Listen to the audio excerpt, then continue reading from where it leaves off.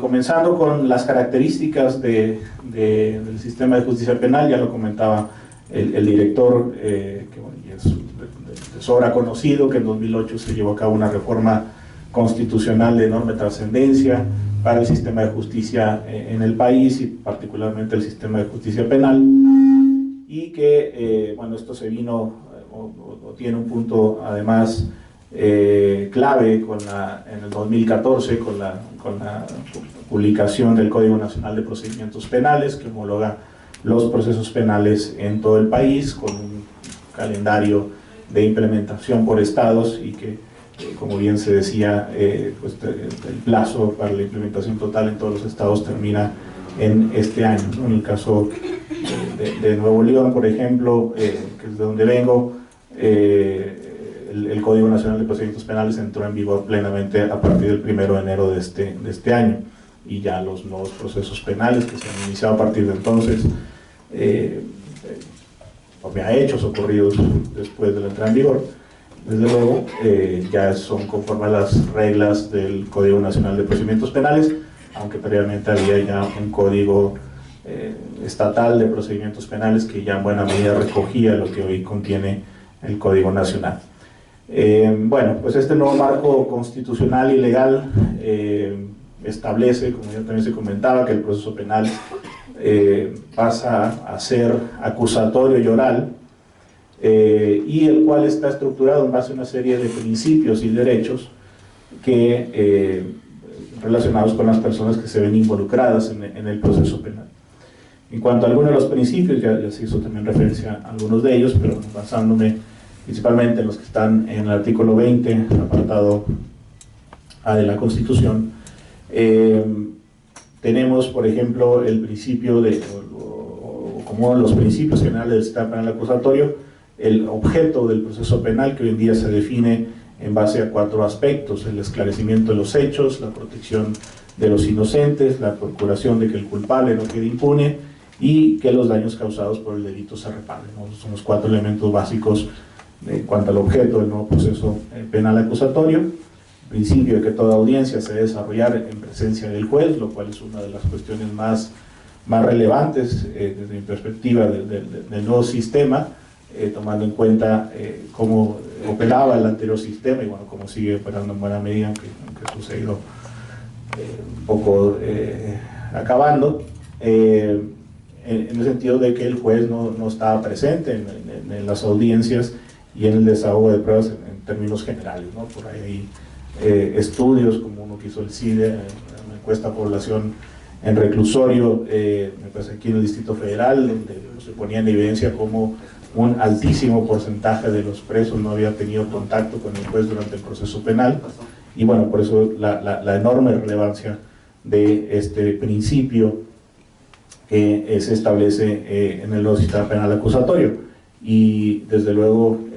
pues esto en función de la población indígena, pues es todavía más relevante, porque esa inmediatez con el juez le permitirá precisamente al juzgador advertir que en el juicio está involucrado una persona indígena, y a partir de ahí desarrollar o desplegar las garantías específicas que vamos a hacer referencia, ¿no?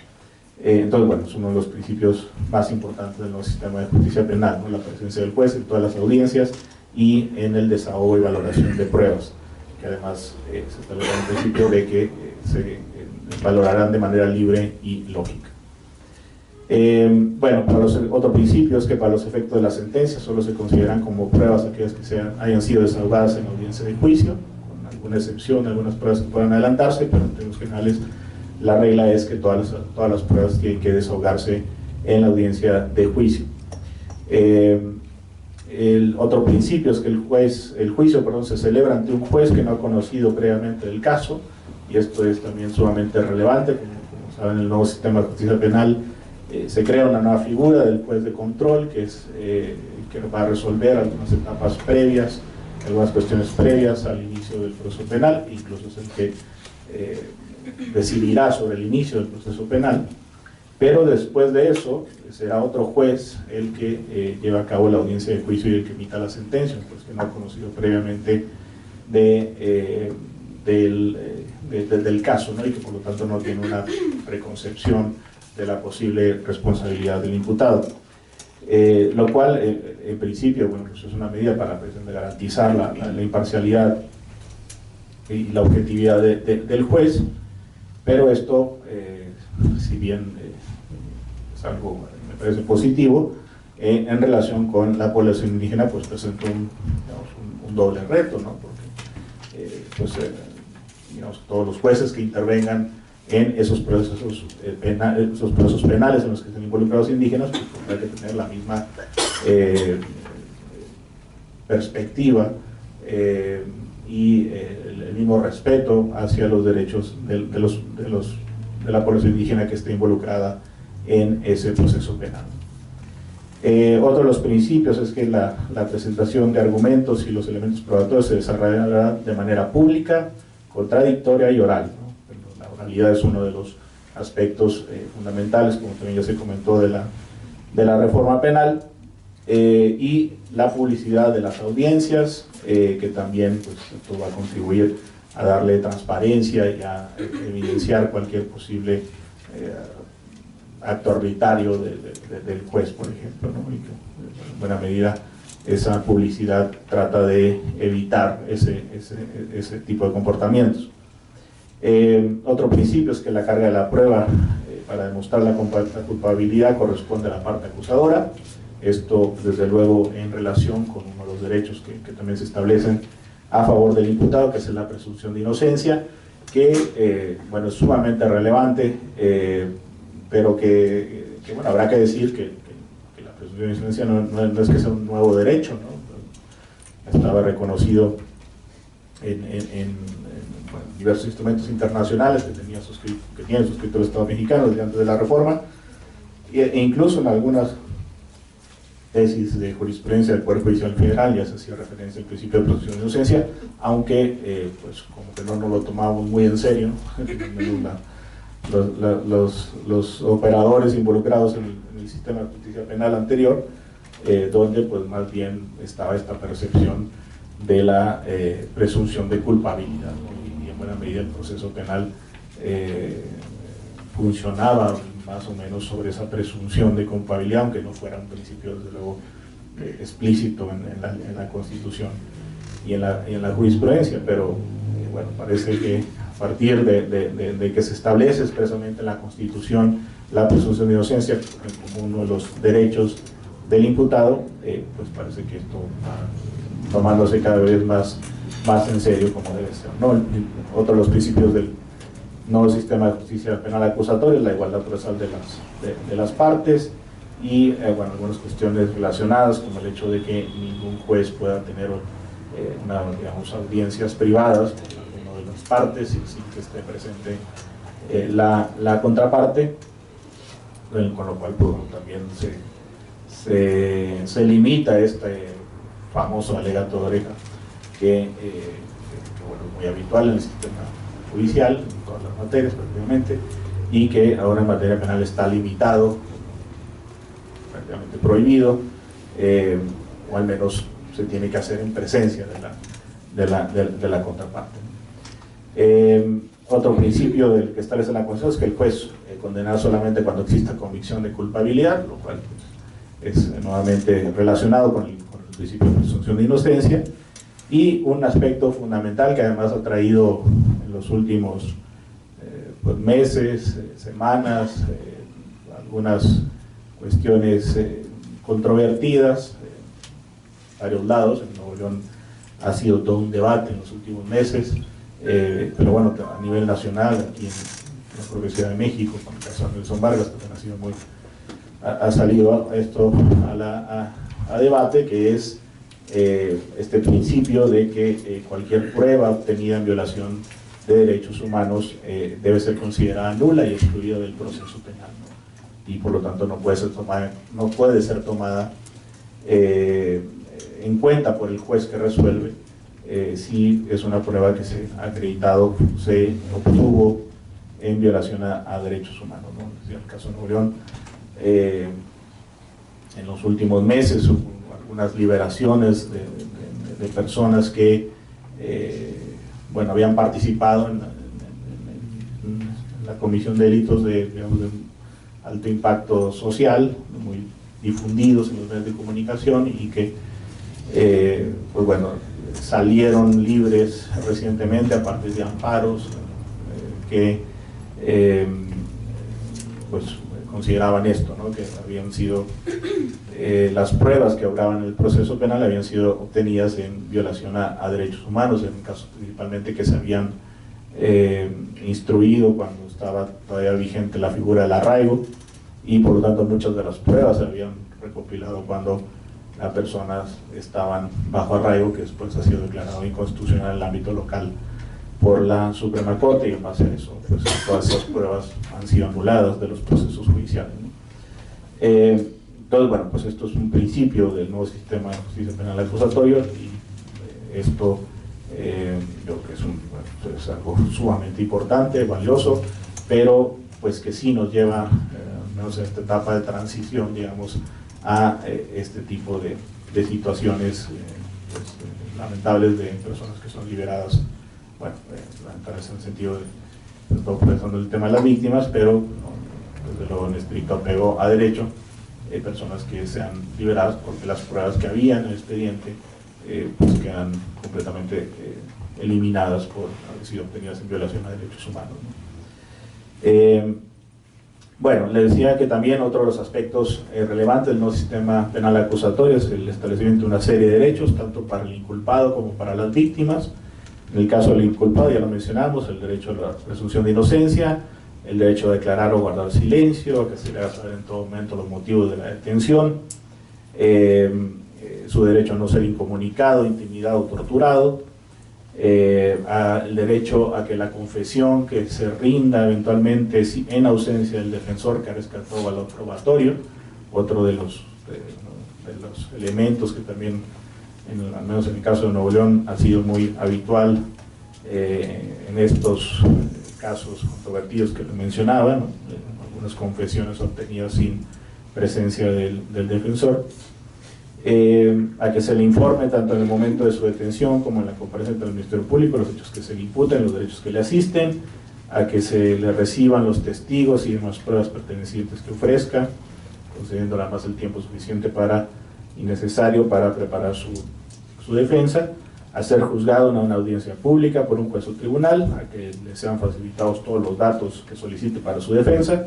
y que consten en el proceso, a tener acceso a los registros de la investigación cuando se encuentre detenido y cuando pretenda recibirse la declaración o entrevistarlo, y a consultar antes de su primera comparecencia ante el juez estos registros con la oportunidad de ir para preparar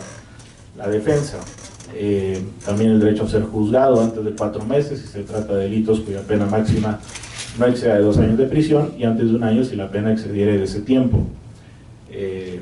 Que esto pues es también una de las ventajas del nuevo sistema de justicia penal acusatorio, el que se acortan los plazos de resolución, y se acortan no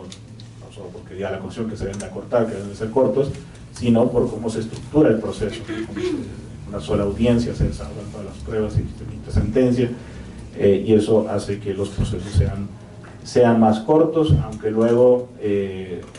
pues en algún, yo hablo un poco más por el caso de Nuevo León, que es el que conozco un poco más, donde si bien esos tiempos se han ido cortando, pues luego de repente hay problemas, digamos, logísticos, por así decirlo, que hacen que los casos pues, no se puedan resolver tan pronto como se pudiera, que es, por ejemplo, la falta la falta del número de jueces necesarios, por ejemplo. Ahorita tenemos un déficit importante de jueces, que bueno, este año esperemos se puedan cubrir algunas plazas. Ahora tenemos también un déficit de magistrados, porque el Congreso del Estado de Nuevo León acaba de hacer una reforma para quitar a 2 magistrados,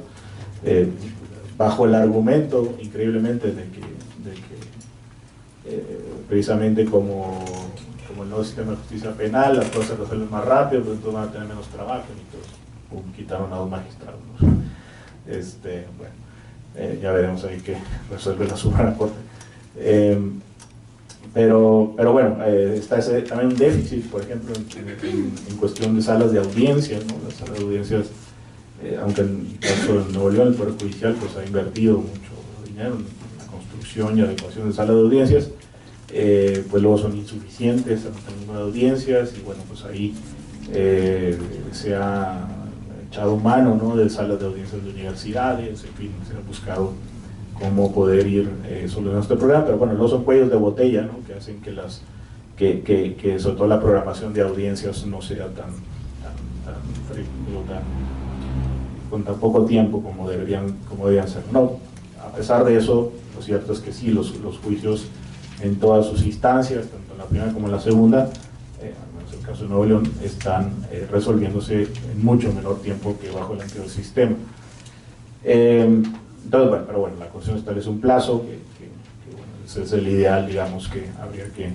que buscar en todos los estados, ¿no? También el derecho a tener una defensa adecuada por abogado, sí, ya estableciéndose que tiene que ser un abogado, el cual elegirá libremente desde el momento de su detención el imputado, y si no quiere o no puede nombrar un abogado, entonces después de que se le requiera para hacerlo, el juez lo haga, el juez le designará un defensor público. También el derecho a que su defensor comparezca en todos los actos del proceso, y la obligación del defensor precisamente de hacerlo tantas veces se le requiera, que ese también ha sido un problema procesal importante, sobre todo en procesos seguidos en el anterior sistema, donde muchas audiencias, en fin, etapas del proceso se desahogaban sin la presencia del abogado defensor, y eso ha también invalidado algunas actuaciones de casos en el anterior sistema, aplicándoles, digamos, los beneficios o estos derechos del nuevo sistema. En ningún caso podrá también prolongarse la prisión o detención por falta de pago de honorarios de defensores o por cualquier otra prestación en dinero. En cuanto a derechos de las víctimas, se establece el recibir asesoría jurídica, ahora pues a través, idealmente será a través de la Comisión de Víctimas a nivel nacional, y luego las que se están implementando en todos los estados, aunque pues todavía son digamos, unidades administrativas muy pequeñas que no se dan el abasto para cubrir toda la gran demanda que pudiera haber en ese sentido, ¿no? Pero bueno, idealmente pues creo que a eso deberíamos aspirar, ¿no? Bueno, el derecho a ser informado de los derechos que en su favor establece la Constitución, y cuando lo solicite, ser informado del desarrollo del procedimiento penal, el derecho para ayudar con el Ministerio Público a que se le reciban todos los datos y elementos de prueba con los que cuente, tanto en la investigación como en el proceso, a que se desahoguen las diligencias correspondientes y a intervenir en el juicio e interponer recursos en los términos que prevé la ley. También recibir desde la Comisión del Delito atención médica y psicológica de urgencia, el derecho a que se le repare el daño, desde luego, y bueno, el resguardo a su identidad y datos personales, el derecho a solicitar medidas cautelares y providencias necesarias para la protección y restitución de sus derechos, y desde luego el derecho a impugnar ante la autoridad judicial las omisiones del Ministerio Público en la investigación de los delitos, así como las resoluciones que emita el Ministerio Público de reserva en la ejecución, del ejercicio, perdón, entre otros. Entonces, bueno, como podemos apreciar, pues el nuevo sistema penal acusatorio se encuentra, como decía, construido sobre la concepción de los derechos humanos, y de ahí que muchos de estos principios y derechos constitucionales que hoy en día articulan este sistema de justicia penal acusatorio cuentan con un reconocimiento expreso en instrumentos internacionales de derechos humanos, como principalmente, aunque no solo, los artículos 8 y 25 de la Convención Americana de Derechos Humanos y 24 del Pacto Internacional de Derechos Civiles y Políticos, entre algunos, desde luego, más específicos en función de ciertos grupos o de ciertos derechos. Pero bueno, además es necesario destacar que el ordenamiento jurídico nacional, además de estos derechos que se establecen en la regulación, digamos, constitucional del sistema penal acusatorio, además pues establecen algunos derechos específicos hacia la población indígena relacionados con su participación en procesos penales, ya sea como víctima o o sea, principalmente este tipo de derechos al menos, como imputado. Y bueno, en este sentido, pues la Constitución establece una serie de derechos a favor de los indígenas que se ven involucrados en un proceso penal, destacando primero que nada, pues desde luego el contenido del artículo 2 de la Constitución, fracción octava, apartado de fracción octava, que se refiere al derecho de acceso a la jurisdicción del Estado. Y bueno, este derecho de acceso a la jurisdicción del Estado para los pueblos indígenas, que supone una serie de garantías procesales, por así decirlo. Entre otras, se menciona que bueno, los juicios y procedimientos en los que se dan parte, se debe tomar en cuenta sus costumbres y especificidades culturales, respetando los preceptos de la Constitución. En el protocolo de actuación de la Suprema Corte sobre para juzgar cuando estén involucrados personas indígenas, se establece que, bueno, o se interpreta, digamos, que esta frase de tomar en cuenta las costumbres y especificidades culturales, significa, por una parte, respetar los propios sistemas normativos de los pueblos indígenas, lo cual puede tener como efecto que el asunto debe ser tratado por una autoridad indígena, que el asunto ya fue juzgado, o que la actuación de un individuo pudo tener como justificación el cumplimiento de un deber o el ejercicio de un derecho reconocido por su propio sistema normativo, no pudiendo exigirse otra conducta, pues aun cuando se tratara de una conducta antijurídica y punible, debería considerársele el haber sido realizada bajo cierto condicionamiento cultural. Así interpreta, digamos, el protocolo esta frase de que se deberá tomar en cuenta las especificidades culturales, pero luego acota que esto, el protocolo acota que esto no puede ser interpretado desde luego como una licencia de impunidad para los indígenas, es decir, que no se trata de validar cualquier conducta realizada por un indígena, sino comprender si ésta se realizó con apego a las normas y a la lógica cultural de la sociedad particular a la que pertenece. Es decir, no es una regla del todo nada, es decir, no es una regla de que se deba respetar la actuación siempre bajo el argumento de que lo hace condicionado culturalmente, sino es precisamente una regla de sensibilización hacia esa posibilidad que el juez debe tomar en cuenta y debe advertir y debe conocer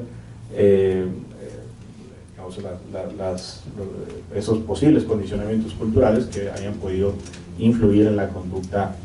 de la persona, y no, digamos, analizarlo fríamente como quizá lo haría en cualquier otro caso, ¿no? Bueno, en relación con esto, relacionado con esto, precisamente esta idea de tomar en cuenta las características y las especificidades culturales, el Código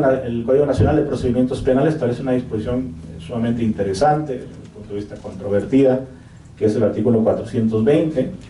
que establece lo siguiente: dice, cuando se trata de delitos que afecten bienes jurídicos propios de un pueblo o comunidad indígena o bienes personales de alguno de sus miembros, y tanto el imputado como la víctima, o en su caso sus familiares, acepten el modo en el que la comunidad, conforme a sus propios sistemas normativos en la regulación y solución de sus conflictos internos, proponga resolver el conflicto, se declarará la extinción de la acción penal.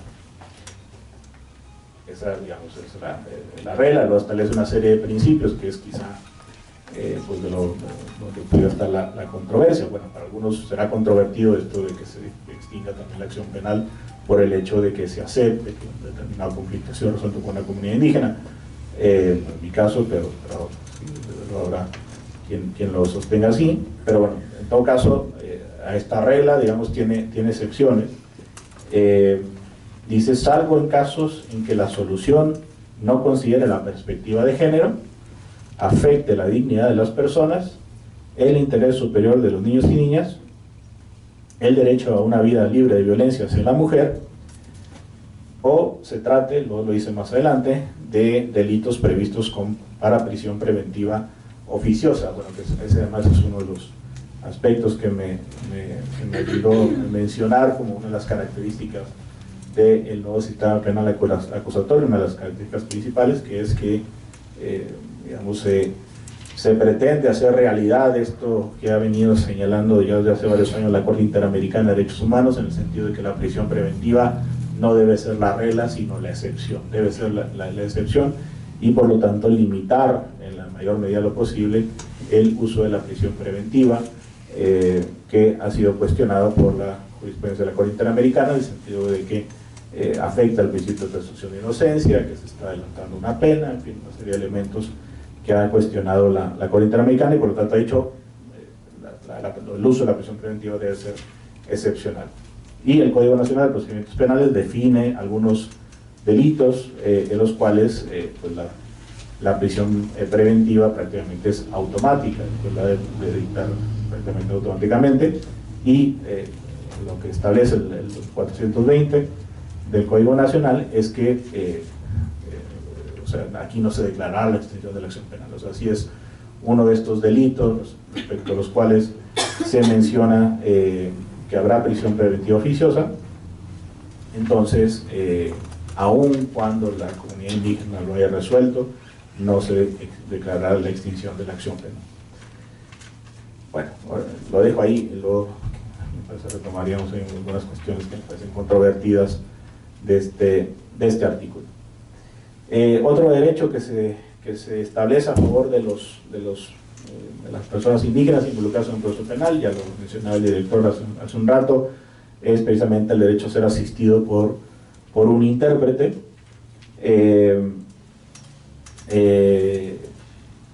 no solo un traductor, sino un intérprete que fundamentalmente tenga conocimiento no solo de la lengua, sino también de la cultura. Y bueno, pues aquí, digamos, en la jurisprudencia ha habido un cierto debate sobre si,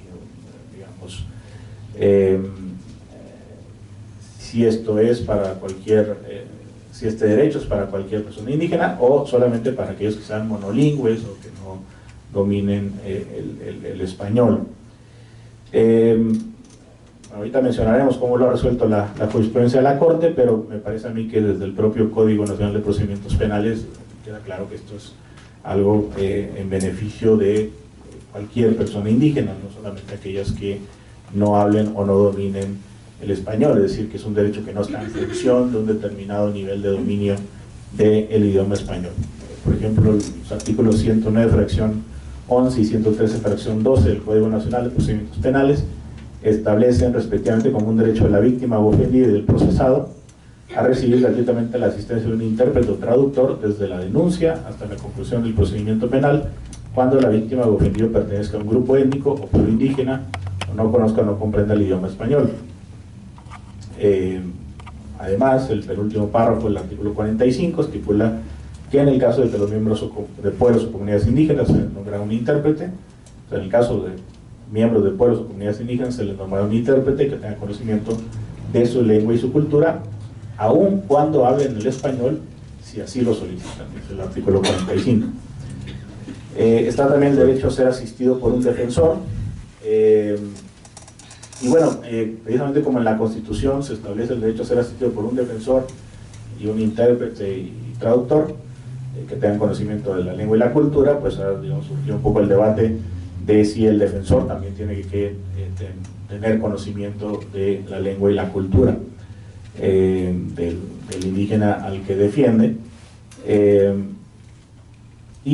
Bueno, pues aquí también la Corte se ha pronunciado, ahorita menos un poco, pero bueno,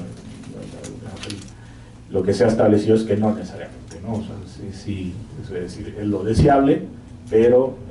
no es, bueno, no vulnera per se el derecho a la defensa adecuada, el hecho de que el defensor no conozca la lengua y cultura indígena, ¿no? Es lo que se puede interpretar de la jurisprudencia de la Corte, siempre y cuando, además del defensor, esté presente y asistiendo al indígena un intérprete. Si no está el intérprete, entonces sí que se vulnera el derecho a la defensa adecuada. Y bueno, luego algo que también es sumamente relevante, creo que también el director hizo alguna referencia a ello, que es el uso del derecho a usar su lengua ante las autoridades jurisdiccionales. Que bueno, este es un derecho que se desprende principalmente de la Ley General de Derechos Lingüísticos, que dispone por un lado la validez de las lenguas indígenas para cualquier asunto o trámite público, entre los cuales, pues, yo no veo por qué no pueda considerarse los trámites jurisdiccionales, digamos, el derecho, y por otro lado establece el derecho de todo mexicano a comunicarse en la lengua de la que sea hablante, sin restricciones en el ámbito público-privado, formal o escrita, en todas sus actividades económicas, sociales, políticas, culturales, religiosas y cualquiera otras, entre las cuales, insisto, deben estar considerados las que se realizan en el ámbito de un proceso jurisdiccional. Esto quiere decir que pueden hablar su lengua ante el tribunal, presentar escritos en su lengua ante el tribunal, y eventualmente obtener resoluciones también en su lengua. Claro, eso es lo que implica este derecho. Luego está la complejidad y en algunos casos la imposibilidad de hacerlo por falta de capacidad de los capacitación o de conocimiento de los jueces y personales del juzgado, pero bueno, hay, digamos, vías a través de las cuales se pudiera ir consiguiendo este derecho, ¿no? Y por ahí hay casos interesantes, precisamente antes que yo estuvo el doctor Jorge González de Albán aquí en este ciclo de conferencias, y él precisamente acaba de escribir algo sobre un amparo que se presentó precisamente para obtener una resolución en lengua, en una determinada lengua indígena, ¿no? Entonces, vaya, sí es un derecho, pues, luego está la dificultad de hacer que se cumpla, pero sí es un derecho reconocido por el ordenamiento jurídico mexicano para los pueblos indígenas, y es algo que me parece los poderes judiciales, tanto el federal como los locales, pues tendrán que ir paulatinamente tratando de dar las garantías necesarias para cumplir con este derecho. Bueno, además de este reconocimiento del ordenamiento jurídico nacional, en el ámbito de la jurisprudencia tanto nacional como internacional se han venido desarrollando una serie de estándares de enorme relevancia para la garantía de los derechos de la población indígena que se involucran en un proceso penal y que, bueno, principalmente se refieren a estos derechos. Así, por ejemplo, la Corte Interamericana ha señalado que, bueno, que es indispensable que los estados otorguen una protección efectiva que tome en cuenta a los pueblos indígenas, que tome en cuenta sus particularidades propias, sus características económicas y sociales, así como su situación de especial vulnerabilidad, su derecho consuetudinario, valores, usos y costumbres. Y bueno, pues aquí una de las primeras cuestiones que salta inmediatamente al escenario, pues es, digamos, cómo determinar quién es indígena, ¿no? Y bueno, pues esto ha sido también algo que ha sido objeto de debate en muchos lados, pero que al menos aquí en el ámbito nacional, por la vía jurisprudencial, pues, se ha ido definiendo en el sentido de que no debe ser el criterio lingüístico, sino debe ser desde luego el criterio del autorreconocimiento o la autoascripción. Respecto del criterio lingüístico, por ejemplo, la primera sala de la Corte ha establecido que es incorrecto afirmar que el artículo 2º constitucional, que obliga a tener en cuenta las costumbres y especificidades culturales de las personas indígenas en los estudios y procedimientos en que sean parte, solo resulta aplicable a quienes hablan una lengua indígena y además no entienden ni hablan español. Dice la Corte, por el contrario, dice la persona indígena es paradigmáticamente la persona multilingüe, que tiene derecho a obtener del Estado tanto el apoyo necesario para poder vivir plenamente en su lengua materna, como el necesario para acceder a una comunidad política más amplia mediante el conocimiento de la referida lengua. Y lo dice esta resolución de la Corte: definir lo indígena a partir del criterio de competencia monolingüe en lengua indígena sería incompatible con la garantía de los derechos constitucionales, como la de recibir una educación adecuada o de gozar de lo esencial para incorporarse igualitariamente al sistema productivo. Ello supondría políticas asimilacionistas tradicionales que perseguían la desaparición de las lenguas indígenas, desconocían el derecho a las personas a transmitirlas y usarlas privada y públicamente, y convertían la condición de hablante de lengua indígena en un locus permanente de discriminación y subordinación, como lo sería ahora una política que condicionara el mantenimiento de la autodefinición como persona indígena al hecho de no conocer el español. Por lo tanto, la lengua, digamos, no puede ser el criterio predominante para determinar cuando si una persona es indígena o no, y si por lo tanto merece o debe ser, se le deben garantizar estos derechos de los que hemos hablado. Esto, bueno, nos lleva entonces al criterio de autorreconocimiento o autoascripción, que precisamente es el que ha establecido la Suprema Corte como el predominante o el relevante para efectos de determinar cuando una persona, para efectos del tratamiento en el proceso penal, debe ser considerada indígena. En este sentido, ha sostenido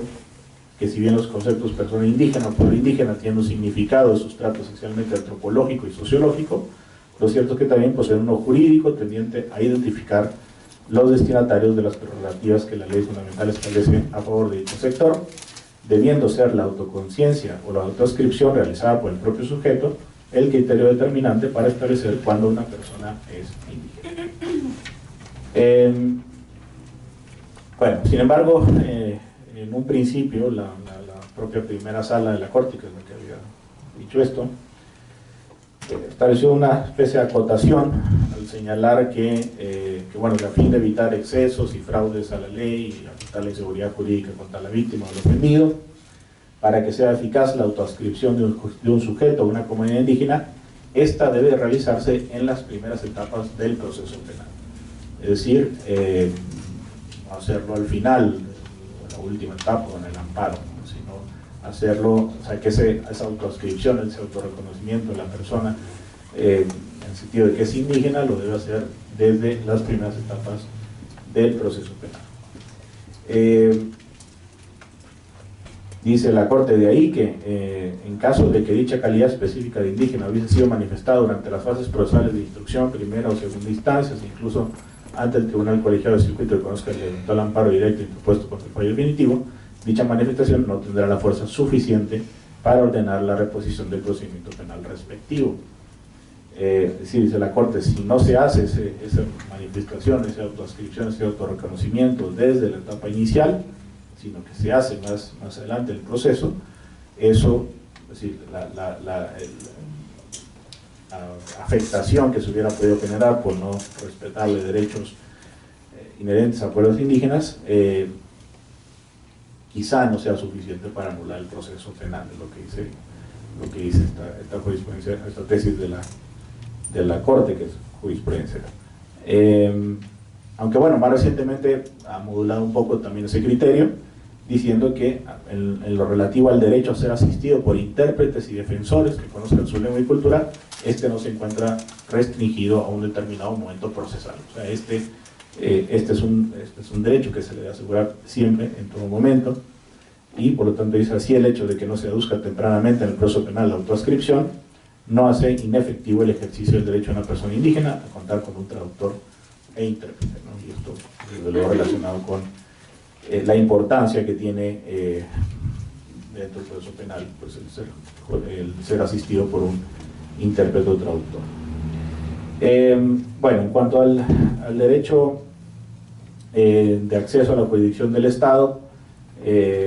ya hemos comentado un poco lo que implica, y bueno,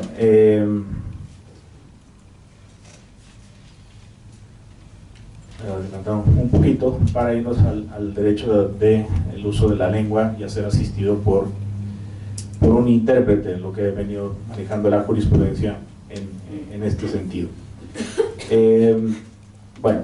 sobre este derecho, la Corte Interamericana de Derechos Humanos, por ejemplo, ha sostenido que la lengua es uno de los más importantes elementos de identidad de un pueblo, precisamente porque garantizan la expresión, difusión y transmisión de su cultura.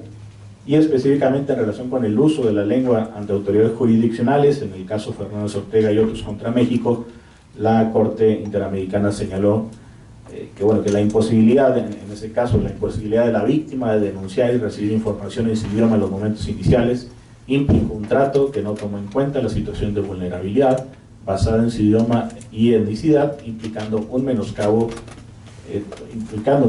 de hecho injustificado en su derecho de acceder a la justicia. Es decir, hay una afectación en su derecho de acceso a la justicia si no se garantiza esto de poder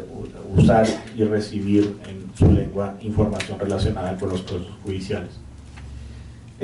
Además de este derecho, el uso de la lengua ante instancias jurisdiccionales, que ya se ha mencionado, se encuentra el derecho a ser asistido por traductor e intérprete. En relación con este derecho, la Corte ha sostenido que constituye un mecanismo óptimo para la defensa adecuada y, por lo tanto, el pleno acceso a la justicia en favor de este sector históricamente vulnerable, así como la mejor manera de reducir la distancia cultural que de facto opera entre una persona indígena y las reglas de un sistema judicial inspirado en códigos que no comparten determinadas minorías culturales. La garantía de este derecho en el ámbito jurisdiccional supone para el Estado el deber de proporcionar traductores e intérpretes certificados, lo cual en un país como México, y curiosamente, como ya hacía mención el director, con tanta diversidad lingüística, pues es un reto sumamente complejo. Mencionaba, pues hay más de 300 variantes, ¿no? Y por ahí el INALI en el día que se conmemora la diversidad lingüística, por ahí puso un tuit en el sentido de que se podría hablar cada día en México una diversidad lingüística, cada día del año se podría hablar una variante de lengua indígena, ¿no? Distinta. Bueno, habla de la riqueza cultural lingüística que tenemos en ese sentido, pero claro, esto para efectos de garantizar el derecho a un intérprete y traductor, pues al Estado mexicano, pues se vuelve un reto muy complejo, ¿no? Y bueno, a partir de esto, a partir de esta realidad, pues la Corte, digamos, ha flexibilizado un poco este derecho en el sentido de la obligación del Estado, en el sentido de admitir el uso de lo que llama intérpretes, peritos prácticos, ¿no? Que son personas que conocen la lengua y la cultura indígena y que quizá no tengan una certificación o un reconocimiento por parte de alguna autoridad, y que su asistencia dentro del proceso penal puede ser válido. Pero para ello la Corte ha fijado ciertas condiciones, es decir, para que se admita la asistencia de estos peritos prácticos, dice, es necesario que se cumpla con el siguiente procedimiento. En primer lugar, se deben requerir a las instituciones oficiales, ya sean estatales o federales, que asignen un intérprete certificado, el cual incluso podrá asistir al inculpado por medios electrónicos. En caso de que haya intentado por todos los medios encontrar, segundo requisito, en caso de que haya intentado por todos los medios encontrar a un perito profesional, pero ninguna institución resuelva favorablemente su solicitud, puede nombrarse a un perito práctico que esté respaldado por la comunidad o que tenga algún tipo de certificado institucional. Y tercero, si se justifica y demuestra que no pudo obtenerse algún intérprete respaldado por la comunidad por algún tipo de certificado, se autoriza a nombrar a un perito del que se tengan elementos para determinar que conoce el idioma y la cultura de la persona indígena, ya sea porque pertenece a la misma comunidad o tiene un referente de relación con dicha cultura e idioma. En este último caso, es fundamental que la autoridad tenga certeza absoluta de que el intérprete además habla español. Y bueno, en el mismo sentido, la Corte ha señalado que a fin de considerar jurídicamente aceptable la designación de un traductor práctico que asista en el proceso penal a un inculpado, se debe cumplir con el siguiente estándar. En primer lugar, que sea la última medida por adoptar, después de que el Estado agote todas las vías posibles para contar con el apoyo de un intérprete. Y dos, que aún tratándose de un traductor práctico, la autoridad tenga elementos para determinar que no solamente conoce la lengua parlante del detenido, sino que también tiene las condiciones para conocer su cosmovisión derivada de la cultura, ya sea porque pertenece a la misma comunidad o porque tiene un referente de relación que le permite conocerlo. Y bueno, en cuanto al derecho a ser asistido por un defensor, ya comentaba que la Corte ha sostenido que el defensor junto con el intérprete con conocimiento de su lengua indígena y cultura son quienes acercan al órgano jurisdiccional con la especificidad cultural del indígena. Asisten al indígena para garantizar esto. Dice, por lo tanto, en primer lugar, la asistencia por abogado defensor es irrenunciable y podrá ser prestada por instituciones oficiales o a cargo de particulares o a elección del imputado. Esta figura, dicho la Corte, puede reunir además la calidad constitucional de que conozca la lengua y cultura del imputado, mas no es un requisito de validez del proceso, ya que también a elección de este puede ser prescindible esta última calidad. En caso de que el defensor sí cuente con dichos conocimientos, debe exhibir la constancia que lo avale, cuya autoridad competente para expedir dicha certificación puede ser la Defensoría Pública Federal o Estatal o el Instituto Nacional de Lenguas Indígenas. En los casos en que el ejercicio del derecho de defensa sea ejercido por un defensor oficial o particular que desconozca la lengua y cultura del imputado, la figura del intérprete que sí conoce ambos es insustituible, pues a través de ella se garantiza el pleno conocimiento del imputado sobre la naturaleza y las consecuencias de la acusación, los derechos que le asisten y la comunicación efectiva con su defensor, entre otros. Es decir, a final de cuentas tiene que haber alguien, ya sea un intérprete, traductor, o el abogado que conozca la lengua y la cultura, quien asista al indígena durante el proceso penal. Si alguno de esos falta, entonces el proceso no se cumple con la defensa adecuada del indígena y por lo tanto el proceso puede ser anulado. Bueno, una vez que hecho se han abordado estos principales derechos reconocidos por la población indígena en el marco de procesos jurisdiccionales, principalmente en materia penal, me voy a referir finalmente pues a algunos aspectos positivos que yo observo en el sistema penal acusatorio en relación con los derechos de los pueblos indígenas y los retos más importantes. En cuanto a los aspectos positivos, digamos, destacaría lo siguiente, ¿no? Por un lado, los principios que rigen el sistema penal acusatorio en términos generales tienden a ofrecer, no garantizan absolutamente, pero sí tienden a ofrecer una mayor garantía de los derechos de los pueblos indígenas, o al menos a reducir la posibilidad de violentarlos. Así, por ejemplo, el principio de inmediatez, que permite un contacto directo del juez con la persona indígena, contribuye con ello a que el juzgado pueda identificar con mayor facilidad la presencia en el proceso de un indígena y por lo tanto que el juez vigile el cumplimiento de las garantías procesales que antes hemos señalado. Si bien ya decíamos que el criterio de identificación del indígena debe ser la transcripción, el autorreconocimiento, ello no impide que el juez pueda llevar a cabo alguna acción para determinar si la persona es indígena o no. Básicamente preguntarle, ¿no?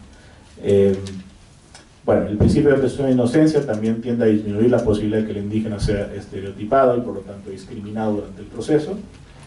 Asimismo, la limitación de la prisión preventiva a casos excepcionales permite que el número de indígenas que ingresan a centros de rehabilitación social sea menor, donde por lo general se encuentran sujetos a una situación todavía de mayor vulnerabilidad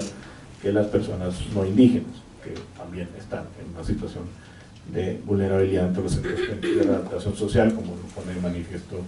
el informe reciente que ha emitido esta Comisión Nacional. Y bueno, el principio de transparencia, en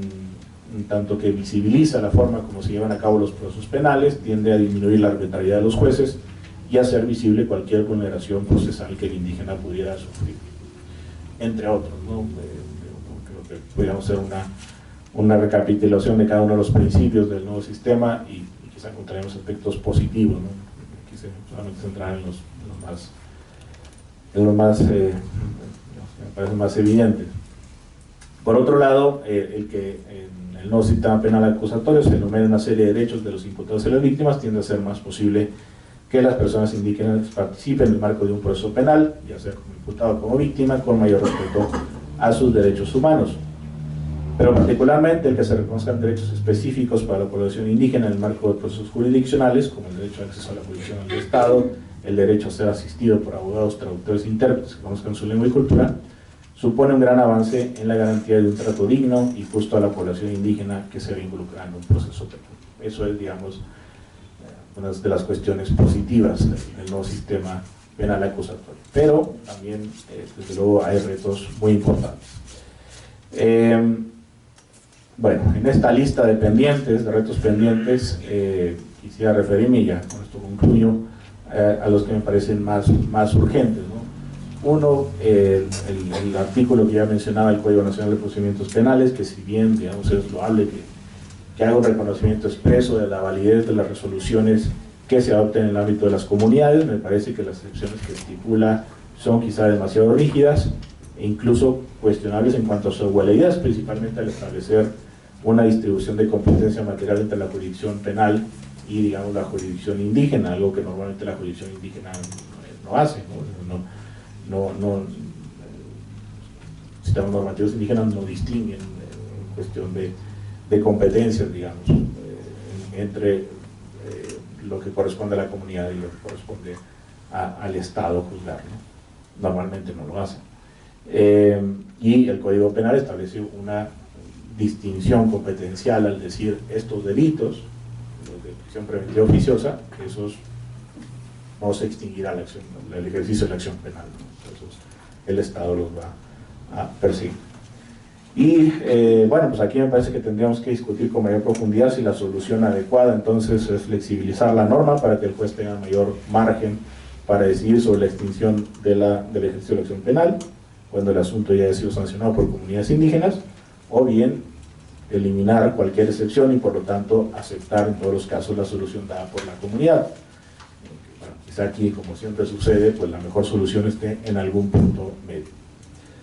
Y bueno, para garantizar efectivamente el derecho a contar con abogados, traductores, intérpretes, peritos antropológicos, es necesario que las distintas autoridades redoblen esfuerzos y establezcan políticas públicas más efectivas para su formación y certificación. Para nadie es un secreto, ya se ha mencionado el déficit que existe de traductores e intérpretes oficiales, al que bueno, lo refería acá el director, pero bueno, también el ministro de la Suprema Corte lo han dicho públicamente, que es uno de los grandes retos del Poder Judicial Federal, por ejemplo. Y bueno, y que si bien pues ya se ha mencionado que conforme a los criterios de la Suprema Corte no es necesario que los abogados que asistan a indígenas en procesos penales deban conocer necesariamente su lengua y cultura, sí que es deseable que exista un mayor número de capacitaciones dirigidas a abogados, principalmente defensores públicos, en derechos de las personas, pueblos y comunidades indígenas y en pluralismo jurídico. Incluso sería deseable defensorías públicas con enfoque en defensa de pueblos indígenas, como la que recientemente ha creado el Tribunal Electoral del Poder Judicial de la Federación. Pero bueno, nada de esto va a funcionar, bueno, no llegaremos a buen puerto en el nuevo sistema penal acusatorio en relación con los derechos de los pueblos indígenas si esta capacitación no se refuerza en lo que me parece es el primer y el último eslabón del sistema judicial. No en un sentido formal, pero sí creo que en un sentido material. Por primer eslabón me refiero a los estudiantes de Derecho, y en este sentido, pues me parece que si en las escuelas de Derecho no nos preocupamos por sensibilizar a los futuros abogados sobre la realidad que enfrentan los indígenas ante el sistema judicial, especialmente en materia penal, y no les dotamos de las herramientas técnicas necesarias para que puedan llevar a cabo una defensa adecuada de los indígenas en procesos penales, será muy difícil que logremos revertir esta espiral de discriminación y abusos a las que son sometidos habitualmente los indígenas en el marco de estos procesos. Y bueno, en este sentido, por ejemplo, pues proyectos como el que hemos llevado a cabo, que hemos coordinado desde el SEAD y en el que participó precisamente Luis de aquí de la Cuarta Visitaduría, en el cual se diseñó un programa de licenciatura en Derecho con enfoque intercultural y que ha sido retomado por algunas universidades como las interculturales de Chiapas, Puebla, Tabasco y próximamente la Universidad Veracruzana, pues merece la pena sean más difundidos y llevados a otros ámbitos de educación superior. Y por último, pues en el eslabón, o el último eslabón al que me refiero, pues son precisamente los jueces, que sobre todo, pues digamos, en algunos estados donde no hay tanta presencia o no es tan visible, más bien no es tan visible la presencia de la población indígena, pues conocen poco o nada sobre derechos de las personas, pueblos, comunidades indígenas y o sobre pluralismo jurídico. Y bueno, aquí pues me apena un poco decirlo, pero debo decir que en el caso de Nuevo León creo que somos uno de esos estados donde donde la capacitación que reciben los jueces en materia de derechos indígenas pues es prácticamente muy nula o muy pobre, ¿no? Y bueno, estamos trabajando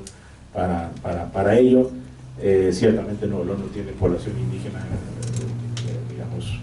originaria del estado, es más bien población indígena migrante, pero en el caso, por ejemplo, de Monterrey, está documentado que es una de las ciudades del país con mayor crecimiento de población indígena, una ciudad que recibe mucha migración indígena y por lo tanto,